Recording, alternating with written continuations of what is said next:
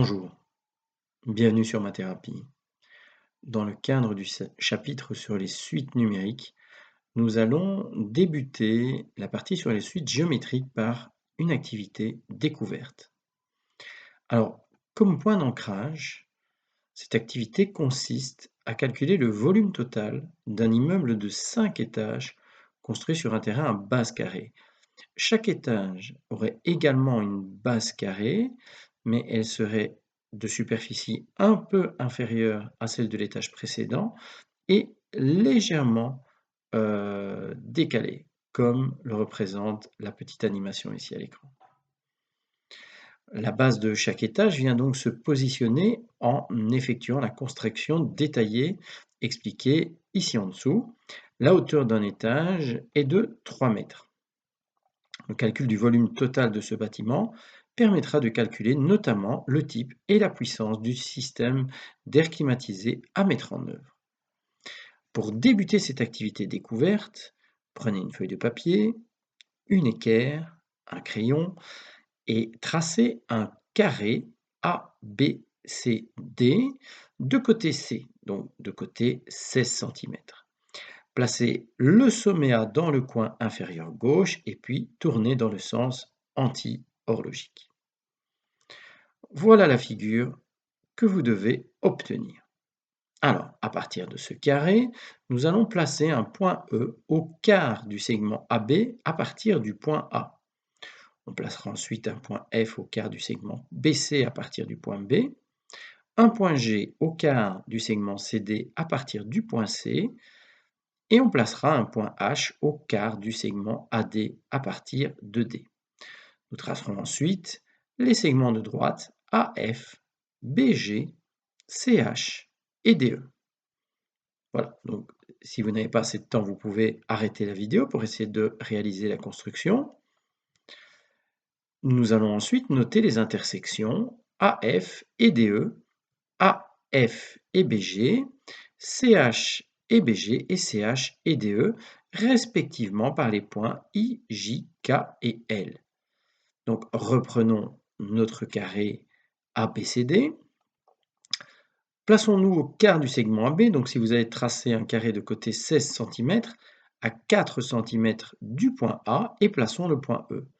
Faisons la même chose avec le point B, plaçons-nous à 4 cm de B sur le segment BC et plaçons le point F. La même chose à partir de C, plaçons le point G et la même chose à partir de D, plaçons le point H. Comme je vous l'avais donné dans les consignes, on relie le point A au point F, le point B au point G, le point C au point H et finalement le point D au point E.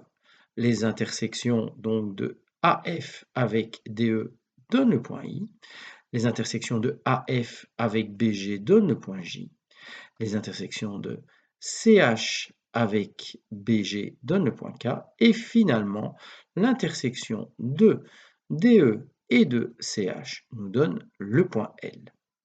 Nous obtenons un quadrilatère IJKL. Mais quelle est la nature de ce quadrilatère IJKL? Alors, le quadrilatère IJKL est un parallélogramme car la droite AF est parallèle à CH et DE est parallèle à BG. Le quadrilatère IJKL est un losange car les distances IJ, JK, KL et IL sont égales. Et finalement, ce quadrilatère est un carré car AF est perpendiculaire à BG et BG est perpendiculaire à CH. Alors vous pouvez justifier rigoureusement en vous servant des propriétés géométriques, notamment vous allez retrouver toute une série de petits triangles semblables, utiliser le théorème de Pythagore, les notions d'angle. Alors si nous souhaitons exprimer l'aire de la surface du quadrilatère IJKL, en fonction de l'aire C carré de la surface du carré ABCD de départ. Je reprends ma construction. Je vois apparaître, donc notamment ici en rouge, 4 petits triangles rectangles semblables. Également en bleu, 4 trapèzes rectangles. Et au centre, le carré IJKL. Pour calculer l'aire du carré jaune, IJKL, en fonction de C carré, l'aire du carré ABCD de départ, eh bien, je pourrais décomposer l'aire du carré ABCD en l'aire du carré IJKL plus 2 fois l'aire d'un triangle rectangle ADE plus 2 fois l'aire d'un parallélogramme BEIJ. Alors finalement, on se retrouve avec 3 formes géométriques simples qui constituent le carré de départ ABCD, 2 rectangles, un rouge et un bleu, et le carré jaune IJKL. J'ai représenté donc la petite figure avec nos données de départ. L'aire C carré de la surface du carré ABCD est donc égal à 2 fois l'aire de la surface du triangle ADE, que je représente en rouge, plus 2 fois l'aire du trapèze rectangle BEIJ, que je représente en bleu, plus une fois l'aire du carré IJKL, que je représente en jaune. En utilisant les triangles rectangles CDH, DHL, CDL et CGK, on peut exprimer les dimensions sur la figure en fonction de petit c, la valeur du côté du carré de départ ABCD. Alors, si je prends x, la distance entre G et K, donc je le note ici sur la figure, en utilisant le théorème de Thalès, je peux démontrer que la distance DL est égale à 4 fois la distance GK, donc est égale à 4x. En utilisant les notions de triangle semblable, donc le triangle DHL est semblable au triangle CGK, je peux noter que CK est égal à 4x et HL vaut x. Et en réutilisant une dernière fois le théorème de Thalès, il me manque la distance LK qui est égale à 3 fois la distance KC puisque la distance CG est égale au tiers de la distance GD. Voilà, à partir de cet instant, l'aire du carré IJKL vaut 12x au carré, c'est-à-dire 144x carré. Mais en ce qui concerne maintenant le triangle rectangle ADE, il est donc égal à 2 fois la base fois la hauteur, donc la base c'est C sur 4, la hauteur c'est C, donc 2 fois la base fois la hauteur sur 2, il me reste 2c carré sur 8, c'est-à-dire c carré sur 4. Pour le trapèze BEIJ, donc je vous rappelle, c'est petite base plus grande base, donc x plus 4x, fois la hauteur, 12x, sur 2, comme il y en a 2, je multiplie par 2, et il me reste le carré IJKL qui vaut 12x au carré, c'est-à-dire 144x carré. Donc finalement, je me retrouve avec c carré sur 4 plus 5x fois 12x plus 144x carré. Je trouve donc, en faisant passer les termes en x carré dans le membre de gauche, que 3 quarts de c carré est égal à 204x carré. X carré par conséquent est égal à 3 816e de c carré. L'aire de la surface du carré IJKL de 144x carré est donc égal à 9 17e de c carré. J'ai donc trouvé le rapport entre l'aire du carré IJKL et l'aire du carré de départ. On peut réitérer la construction faite au départ du carré ABCD avec le carré IJKL. Donc, j'ai mon premier carré représenté en rouge, le carré IJKL représenté en jaune. À l'intérieur du carré jaune, je réitère la construction et j'obtiens un nouveau carré jaune. Le rapport des aires est conservé. Il est de 9 17e de l'aire du carré précédent. Je pourrais reconstruire dans ce petit carré un autre carré, et puis encore un autre, et puis encore un autre, jusqu'au 5e étage. Je pourrais même continuer ce processus pour un bâtiment qui comporterait beaucoup plus d'étages, et je pourrais continuer ce processus jusqu'à une infinité d'étages. L'aire du dernier étage serait tellement petite qu'elle tendrait vers 0, comme on le représente à la figure ci-dessous.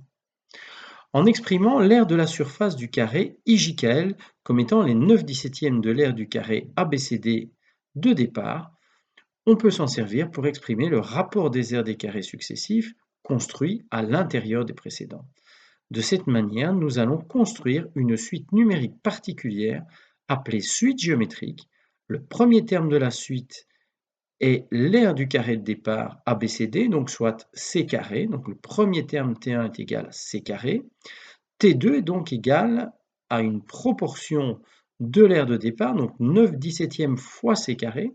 Je multiplie le premier terme par 9/17, on appellera ce nombre la raison, et pour ne pas confondre avec les suites arithmétiques vues précédemment, la lettre qu'il portera sera la lettre Q et non pas la lettre R. Alors pour le troisième carré, il est de 9/17 de l'aire du carré précédent, donc 9/17 de T2, et comme T2 est égal à 9/17 de C carré, par remplacement, T3 est égal à 9/17 au carré fois C carré. De cette manière, à chaque fois que je passe d'un terme au suivant, je multiplie par la raison 9/17, je peux donc trouver T4 qui vaut 9/17 au cube de C carré et T5, 9/17 exposant 4 fois C carré. Donc une suite géométrique est une suite de nombres réels tels que chacun d'eux à partir du deuxième est égal au précédent multiplié par un même nombre Q appelé raison. Le terme général de cette suite, si je connais le premier terme de la suite, T1, pour trouver Tn, c'est égal à T1 fois la raison Q exposant n-1. Si je reprends notre activité, donc j'ai donc une suite de réels T1, T2, T3 jusqu'à T5, ils forment une suite géométrique. Si le premier terme T1 est égal à C carré et que la raison Q vaut 9/17, si je prends un terrain à base carrée de 30 mètres de côté, donc T1 vaut 30 au carré, la superficie du quatrième étage par exemple, eh bien, elle vaudrait T4 égale T1 fois Q exposant 4-1 fois Q au cube, et donc, par conséquent, T4 est égal à 30 au carré fois 9/17 au cube, c'est-à-dire 133,54 mètres carrés. Je peux également exprimer le terme général en fonction d'un terme qui se trouverait à la place P et non plus à la première place. J'obtiendrai une formule générale sous la forme Tn égale Tp fois Q exposant n-P. Donc, par exemple, si je prends un bâtiment du même type que celui construit précédemment, dont la superficie du troisième étage vaudrait 100 mètres carrés, la superficie du cinquième étage, je peux la calculer directement sans repasser par la superficie T1 du rez-de-chaussée, et donc T5 serait égal à T3 fois Q exposant 5-3.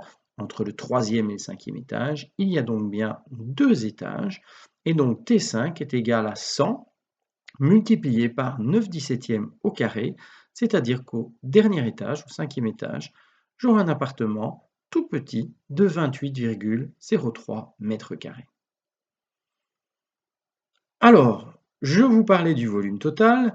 Donc, pour calculer le volume total, nous allons d'abord calculer le volume des 5 parallélépipèdes à base carrée, le constituant. Donc, j'avais déjà pris comme exemple un rez-de-chaussée qui est un terrain à base carrée de 30 mètres de côté. Donc, le volume du rez-de-chaussée, c'est l'aire du terrain, 30 au carré, fois la hauteur d'un étage qui vaut 3 mètres, donc 3 fois 30 au carré. Le volume du rez-de-chaussée est donc de 2700 mètres cubes. On en déduit donc que V1 est égal à 3 fois le premier terme de notre suite géométrique.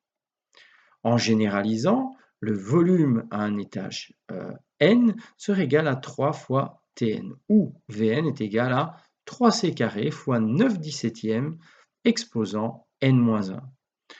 Donc de cette manière, j'ai le volume du premier étage, donc 2700 mètres cubes. Je vais donc le multiplier par 9/17 pour obtenir le volume du deuxième étage, 1429,4 mètres cubes. De la même manière, je multiplie à nouveau par 9/17 la raison, et donc je me rends compte que mon volume diminue de 9/17 du volume précédent pour en arriver au volume du cinquième étage de 212,1 mètres cubes. Pour calculer le volume total, c'est assez fastidieux. Heureusement ici nous n'avons que 5 étages. Je reprends nos 5 volumes et je les additionne pour obtenir un volume total de 5498,9 mètres cubes. Alors avec les suites arithmétiques, j'avais une formule très pratique qui me permettait de calculer la somme des n premiers termes d'une suite arithmétique. Je pourrais adapter cette formule pour rechercher une formule générale du même type. Alors, si notre bâtiment comporte de nombreux étages, ce calcul va devenir fastidieux, mais puisque Vn est égal à h fois Tn, en plaçant h en évidence, le volume total est égal à h fois la somme de T1 plus T2 jusqu'à Tn, c'est-à-dire h fois Sn, Sn étant la somme des n premiers termes de la suite géométrique. Alors, un petit peu de théorie.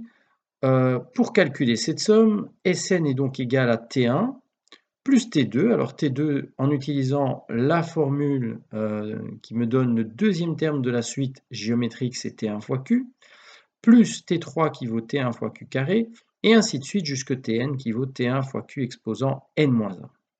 En plaçant T en évidence, j'obtiens que Sn est égal à T1 fois, entre parenthèses, 1 plus Q carré, et ainsi de suite jusque Q exposant n-1.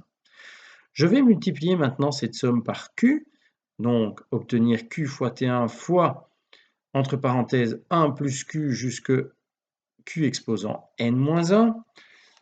En plaçant Q à l'intérieur, donc en distribuant Q à l'intérieur des parenthèses, j'obtiens Q plus Q carré jusque Qn. Si maintenant, j'effectue une différence membre à membre, je travaille Sn moins Q fois Sn.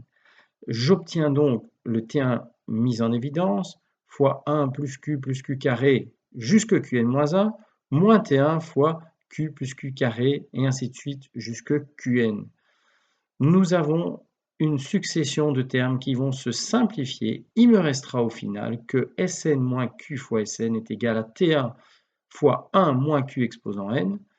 Et donc en plaçant Sn en évidence, en divisant dans chaque membre par 1 moins Q, il me reste la formule générale. La somme des n premiers termes d'une suite géométrique est égale au premier terme T1 fois le rapport de 1 moins la raison exposant n divisé par 1 moins la raison. Le volume d'un bâtiment de 5 étages que j'ai calculé précédemment, j'aurais pu le calculer plus facilement en utilisant cette formule, donc en sachant que le volume total est égal à la hauteur d'un étage fois la somme des n premiers termes, donc des 5 premiers termes de la suite géométrique. J'obtiens donc que le volume total est égal à 3 fois 900, je vous rappelle que c'est un terrain de 30 mètres de côté, la raison étant égale à 9/17, je vais multiplier par le rapport de 1 moins 9/17 exposant 5 sur 1 moins 9/17. Et je retrouve bien mon volume total de 5498,9 mètres cubes.